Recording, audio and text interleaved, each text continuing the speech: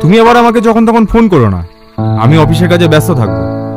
আমি তোমাকে সময় করে ঠিক ফোন করে নেব, ঠিক আছে? আচ্ছা ঠিক আছে, তাই হবে। এই তুমি বাড়িতে কি বলে বেরোলে? বললাম অফিসের কাজে বাইরে যাচ্ছি।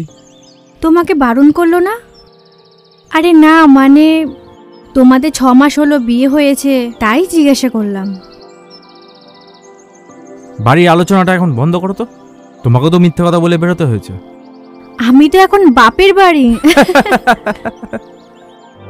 বাড়িতে কচি মালটাকে রেখে এই সাতঘাটে জল খাওয়া মালটার কাছে আসতে তোমার ইচ্ছে করলো?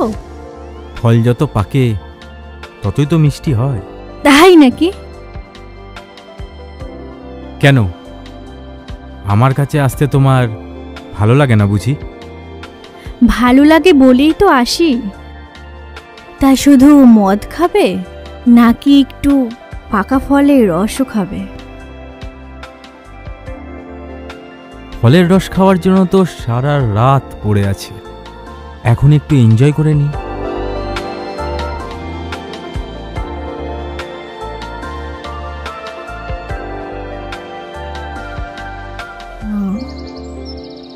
না না, থাকলে হবে না, তুমি রেডি হয়ে নাও, আমাদের বেরোতে হবে। ঠিক আছে, তাহলে তাই হোক।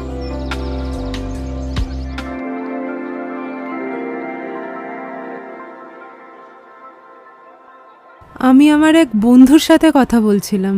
আমি বাড়িতে না থাকলে বেশ মজাতেই থাকো, তাই না? তুমি এসব কি বলছো রাকেশ? কি করেছি আমি? বাড়ি ফাঁকা পেয়ে ফুর্তিটা খুব ভালোই হয়েছে, তাই তো? আমি তো আমার এক বন্ধুর সাথে কথা বলছিলাম। আমার সামনে দাঁড়িয়ে তোমার কথা বলতে লজ্জা লাগছে না?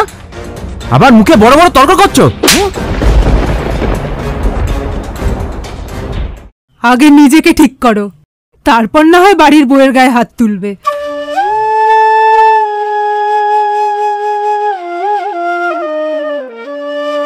আই এম সরি ইন্দ্রাণী, আমি আর কখনো তোমার গায়ে হাত তুলব না। তুমি আমার চোখ খুলে দিয়েছো, আমি কখনো কোনো ভুল কাজ করব না।